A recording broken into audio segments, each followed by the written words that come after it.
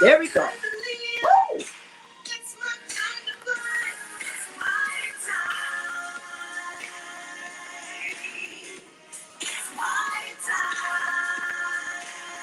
Whoa, whoa.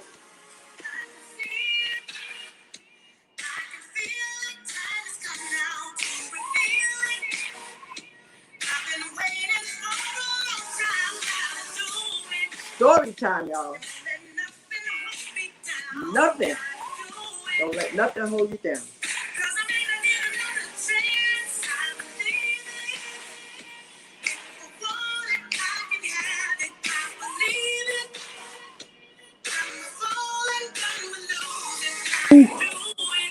About to get cut off.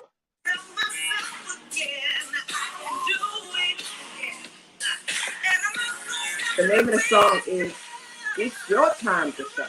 Woo.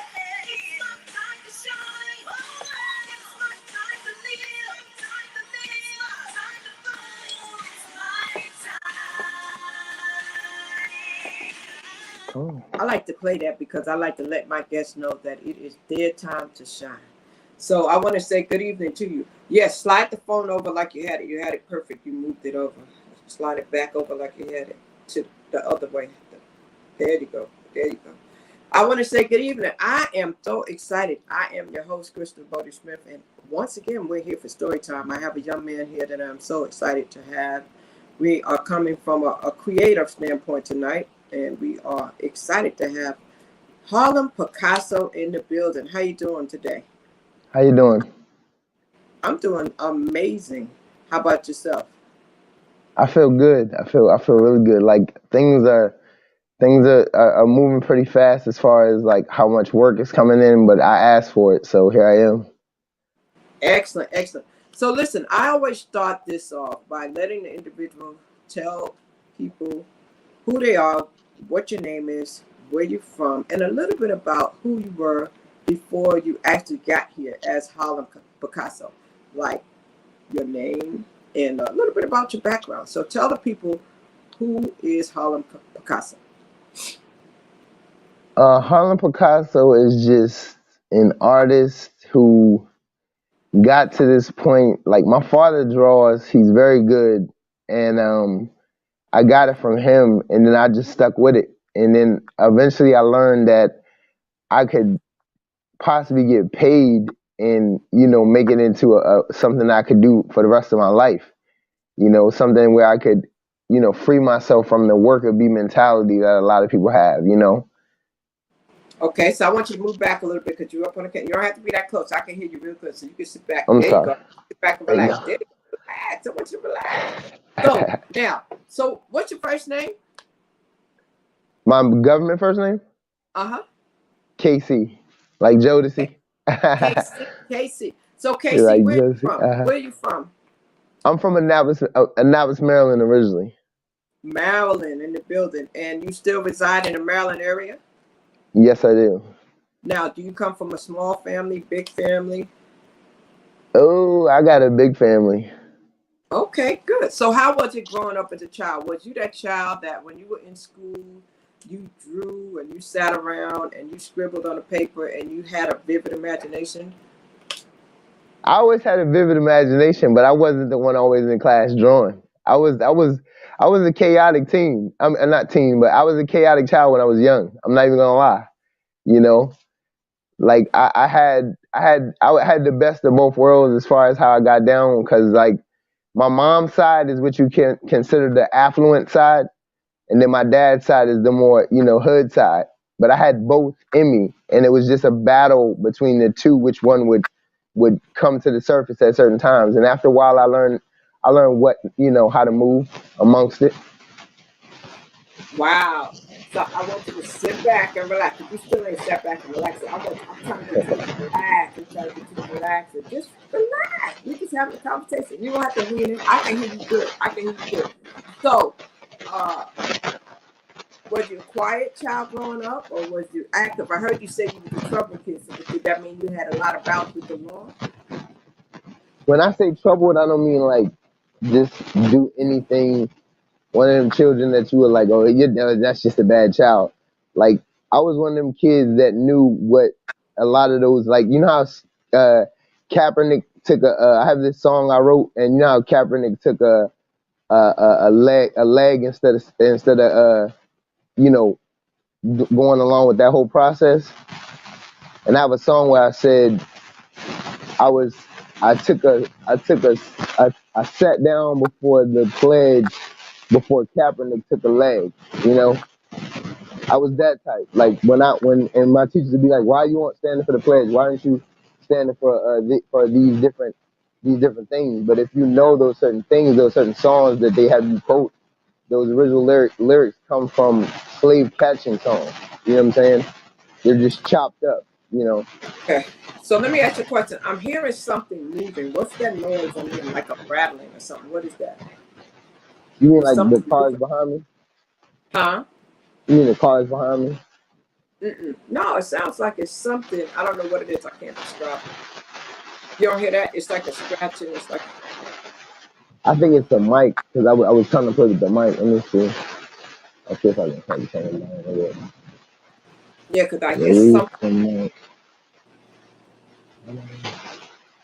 Ladies and gentlemen, when you are online, you're going to have technical challenges and technical difficulties. That's one thing you want to know if you do decide to do something on social media or just the media period. When you're using equipment, these are the things that you go through for sure.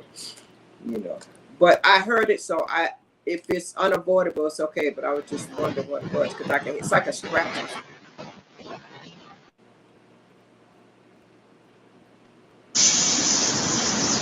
Yeah, I hear it. It sounds like almost like water or something. Do you have me like on a speaker? Are you speaking through Yeah, you established that was the best way to go.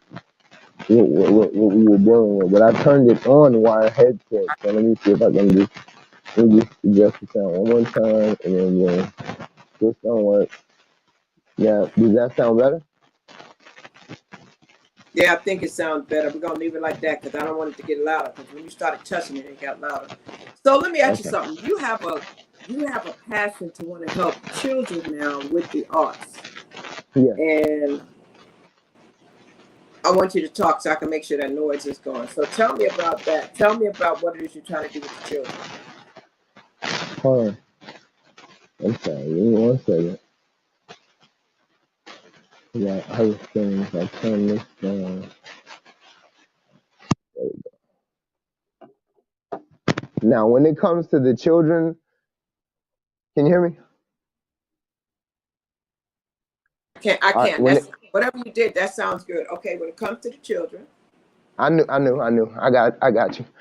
All right. So when it comes to the children, what I noticed is the more commissions I run into, the more people undervalue my artwork. You know, people are quick to tell me, "Well, who are you to charge me that price?" I've been invited to double-digit galleries. I've been across the world to different Okay, wait, galleries. I've, because huh? you jumped far in front of what I asked you. I'm asking you about your passion to work with children. I'm saying you have a passion to want to help children. Is that Yeah, I didn't correct? mean to subject jump, but I'm just painting a picture of I'm discouraged by doing regular commissions. So I wanted to retire from art. I was ready to retire and just leave it alone and find something else to do. Now, the happiness I found is that if I could teach kids what I know about art and teach them how it's more to life than sports, drugs, and entertainment, to free yourself from the environments you're in and to free your mind from the things that you might go to and bleed it out on the canvas, that would make me happy, you know? So that gave you back your love for the art. Was thinking about teaching it to the children. What would you like to show the children exactly? Like I said, it's more to life than just being in the limited amount of fields that we tend to try to place ourselves in, you know, for what you can make, for what it'll take you weeks and months or years to make in those arenas, you can make off one piece of IP, which is intellectual property. One image could, you know, could set you good forever, you know. So let me see if I'm hearing you correctly. What I'm hearing you say is you would like to show the children that if they tap into their artistic ability, that Hmm. perhaps they can have another source of income through the arts. Is that what you're saying? Now that's if I taught older kids. If I taught younger kids, I'd be more like, this is how you express yourself, and this is how you can escape. You might be going through some trauma in your home. I would try to identify the learning styles of the students in there and try to tap in with them, because sometimes the teacher can be a dream killer in your life because you have a different style of learning, that she doesn't identify. So I would directly tap in with each child to figure out what their learning style is and how I could help them develop themselves. And plus, I think the school system tends to kill imagination amongst children a lot of times. So I would try to Well, cultivate that in children. that's good. That's good. So if we have more arts in the schools, you think more children would be focused and they would be more in tune with doing their work if they had a little bit more flexibility to be creative. Definitely, I've seen it proven. You know, not only just with the style of art I do, but have you ever heard? There's a woman named Kelly something, and she instituted meditation within the school, and it dropped bullying down to almost zero. When you incorporate things like this into the school realm, and you got kids doing art and meditation and just a different style of schooling, because come on now, schooling didn't teach us nothing for real. It taught us how to regurgitate information back onto a test page, instead of, like, they got rid of all those Vodtech programs and stuff where you could learn how to fix cars. Didn't teach you how to balance the checkbook. Didn't teach you a lot to learn with. But unfortunately, now there's certain schools that are starting to realize that these things need to be incorporated. And knowing that children are way more intelligent at those younger ages, where their brain is like a wet sponge, and it's soaking up all the game that you're giving them. So, what age do you feel as though children can really begin to start to find their artistic ability? Whenever they're able to hold a pencil. Because I have a video of me teaching my niece, who's very young. She can't even talk. She couldn't even talk at that time, but she colored a picture. I guided her through coloring a picture. You know, as soon as they're able to grip that pencil and they see the colors, and they can attach what the colors do and how the shapes come together, because that's all pictures are about, is bringing together a bunch of shapes to form a picture. Wow. So, that sounds like that's elementary school. And I'd be able to handle elementary to older kids. I'd be ready for whatever realm you enter me into. I'm starting to look up lessons plans for different ages, so I'm already preparing for the day that opportunity makes itself available. So, until you get into the classroom, what type of work do you do now? Oh, I'm still selling merch. I just happen to tap in with the right person. As much as I was hating on the fact that I was getting discouraged by commissions, I just sold my highest selling piece, which was a page out of my sketch pad that sold for $500 plus shipping. And then we got further business that he wants to do. And if you direct your attention to behind me, you see, doesn't that look like my chair right there? Uh huh. That right there is the new piece. Now, if you look at this bad boy, right? Hold on. You see that? Uh huh. Now I'm working on a piece that right here that's gonna go inside of a black sketch pad. I have to get the glass fixed in the back, but then once I do that, you'll be able to close it in, and I might even take the lights around it in the inside. I'm still considering it. I'm gonna repaint it all black, add the gold around it, and then you see how it closes and it opens. Yes.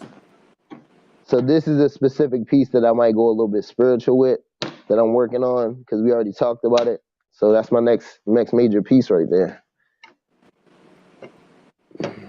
Wow. When I think about art, there's so many type of artists. You have painters, you have sculptors, you have filmmakers, and I see that you're very creative. I see that you like to go beyond, the norm. I've watched you painting with colors and incorporating all kind of stuff, so that's really kind of cool.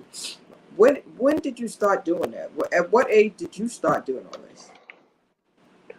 Um, when I started to, it's a girl that I was heavily inspired by and from Philly that I was invited to a gallery showing with, and I noticed she taught herself everything. She didn't go to school for nothing.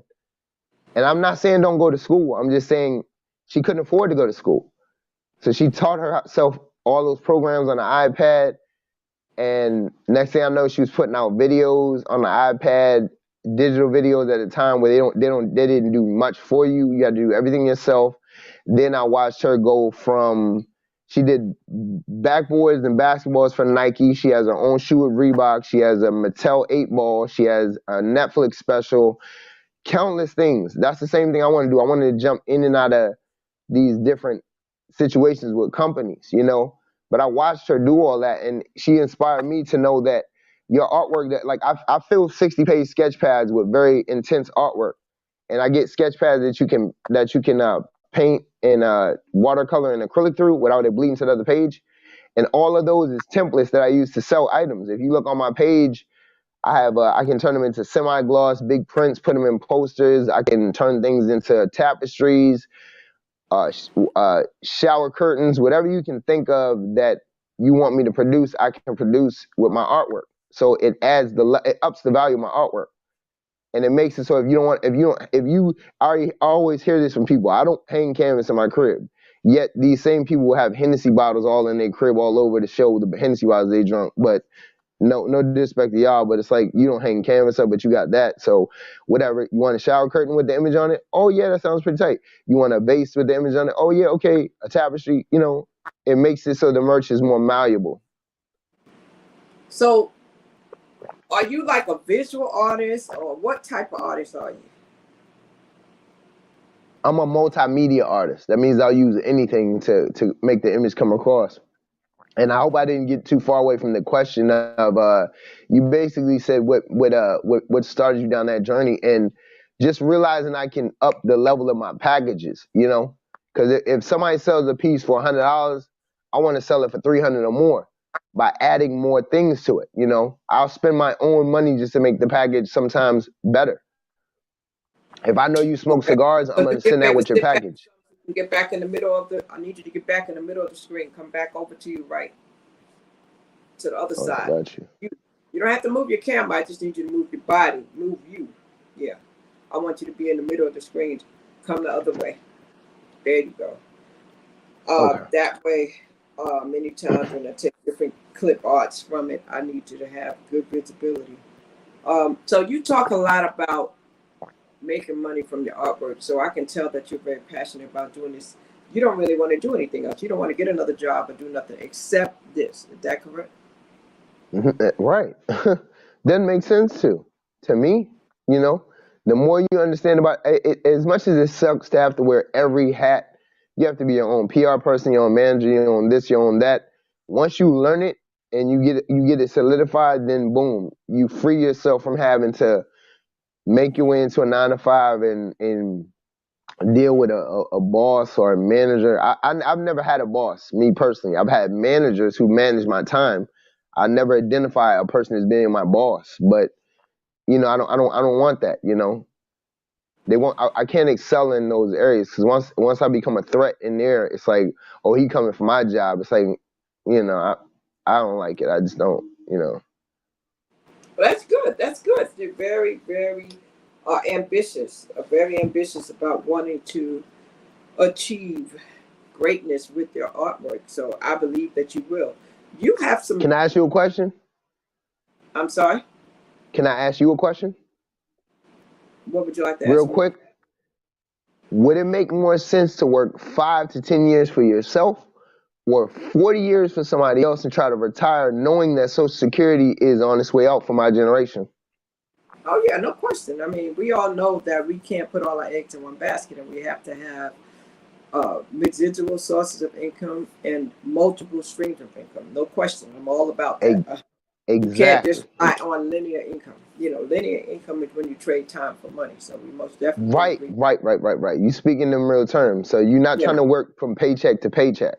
right. We on the same page with that. No question about that at Right. all. And so, but what I'm trying to figure out is, when did you get there? Like when you were in school, did when did you get this desire Oh to no, want to oh no, yo oh no. I was a knucklehead. I was a knucklehead. I didn't appreciate the fact that I went to a magnet high school with one of the best art programs on the planet. I got discouraged by a teacher letting my art teacher was letting people skip class, go to McDonald's. She regraded my work twice and gave somebody an A on a paper that I had already turned in. So in my mind, I was like, damn, I'm flying that below the radar. I give up. I gave it up for years. And that was when I was 18. By the time I turned like 20 and maybe mid 20s, my aunt came back around and said, if you prepare 7 pieces, I can get you in this gallery showing. And then the first 5 pieces of a $25 pack of canvas, I sold at over 1,000% upsell. The first 2 sold for 50. The third one sold for 135. I forget what the last 2 sold for, but I wasn't even able to make it to the gallery show because I was selling. Like soon as I jumped back in the game, it was selling. So from there on, you couldn't tell me nothing. Wow. So that had to be exciting. What did it feel like when that first one sold? What was that feeling when that first one sold? I was like, I was surprised because my boy had my best friend from high school had bought a brand new place, and my first 2 were Kemetic pieces. They were Egyptian pieces, and when he seen them, he said, "Yo, I'll give you $50 a piece."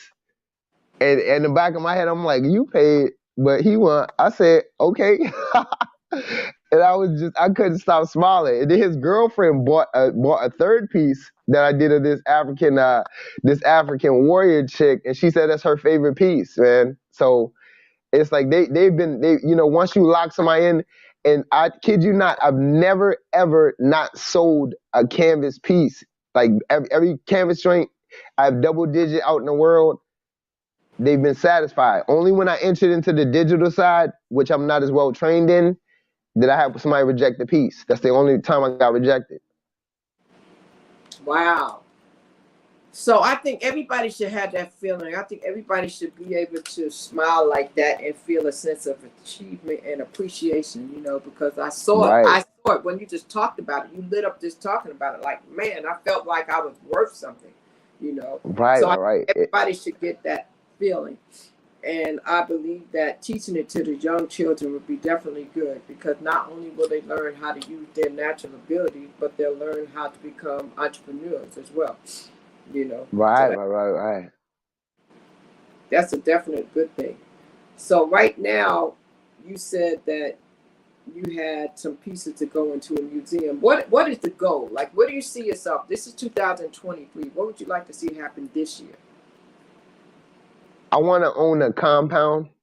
I want my first purchase to be a compound where I can have classroom, studio, media center, just teaching kids what they need to know to break straight into the game. You know how sometimes that paper will say you need 3 years experience, and you be like, "Yo, I just got out of school. How am I have 3 years experience in something I just got to get out of school?" Right? I'm gonna have those certifications available so those students can come right out of there and go into those jobs. And So plus you want to be they'll able to go give with people, experience. so you want to be able to give people opportunity right away, so they don't have to worry about waiting. That's really good. That's really good. Yes. And If so, they need 3 years experience, they'll get it in the school. They'll get their certifications and be able to jump right into like a news station or something. and what would you teach them? How would you go about teaching them? What would be the curriculum if you had this facility and you had these students? How would you go about teaching them? What would be the curriculum? I've been using the majority of these programs since I was young, but I'd hire people that I know to do it on the basic level, I do engineering class. I do a audio class, like where you in the background controlling the videos and doing like the announcements and stuff. Like in school, I did those. Music, engineering, then that, and then huge library and computer lab and a place to perform everything. Basically like a school with just different subject matter. And finance would be one of the main things too. So maybe no more than 10 subjects in a building, and just have them performing constantly, like, elevated school, you know. Only elevated in the sense of not elevated like you need super high grades to go there, but elevated in the sense that we tap directly into your learning style and what you want to do with your life, and we go towards that path without you going left and right, left and right, left and right, trying to satisfy our curriculum. The curriculum will be based on what you want to do with your life. Oh, that's amazing. So who inspired you? Who was the artist that you looked up to when you were a young child that you said, I want to be like them? Because I noticed your name is Pacaso, Harlem Pacaso. How did you get that name?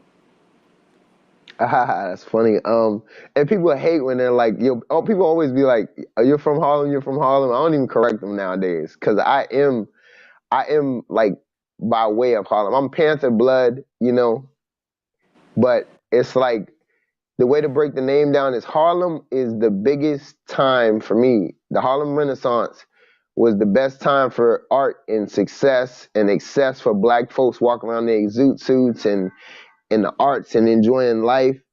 So you got that aspect of Harlem. And then you got the Pacaso. Pacaso, though I like him as an artist, if you really tap into him, if you remember those old Bill Cosby episodes when, or Fat Albert when he used to go in the garage, there's an episode where he shows how Pacaso directly took parts of African art to film to put his most popular works out. And when you look at that joint and you see them, it's not like he borrowed or paid tribute. He directly took them and transferred them over. So it's like I say, well, if he can do that, I'm gonna gentrify his name. I'm gonna make it Pacaso, and the first three letters is Pac, which is Tupac, which is born in Harlem Hospital. Harlem Pacaso. Wow. Okay. So there's always a story behind a name, so that's why I wanted to ask that. You know. Right. So let me ask you this: what do you think are some main characteristics that an artist needs to have, in order to be a successful artist? In order to be successful, you have to not let the world steal your joy and kill your creative spirit. You have to be very intent. Because even sometimes your parents, man, imagine a little kid that runs up to their parents and says, I want to be an astronaut. And they hit him with their reality. I don't think that's a good idea. You're never going to be an astronaut. And they start to put doubt in him. A small seed of doubt can grow into a tree of just, I'll never be this thing. So it's like it's important as parents not to be a dream killer. If your child it tells you the wildest thing ever, I want to be a alien on Mars. Get him a alien costume and walk around and indulge him. He might be very young at that point, but eventually he's gonna grow out of that and he gonna get to the astronaut point, or he gonna get to a different point. You got to cultivate your child to be what they want to be. Jump through the hoops of all the different things they want to be till you find the thing. Don't try to guide them into what you want them to be. That makes sense. Now, when I looked at something, I read an article once that said that one of the first four main characteristics of being able to be successful, number one is you have to be able to see. You have to have a vision. You have to have the ability to draw what you see. So first you have to be able to see it and identify it. Then you have to be able to take that and to be able to draw it. Do you agree? That's one style of art. I would definitely believe that's a percentage of it, because after a while you're gonna, like, every artist uses reference pictures to start off with. You're gonna have to use other pictures to strengthen your skills of shapes and symmetry and vertices and all that, but eventually you're gonna be able to bleed it out of you, and you can just hit that paper and go in, you know? It's gonna take a lot of studying and a lot. Sometimes studying isn't reading about art. Sometimes studying is just looking at pictures and developing a photographic memory of pictures that where you can fire them back onto the page into what you want them to be.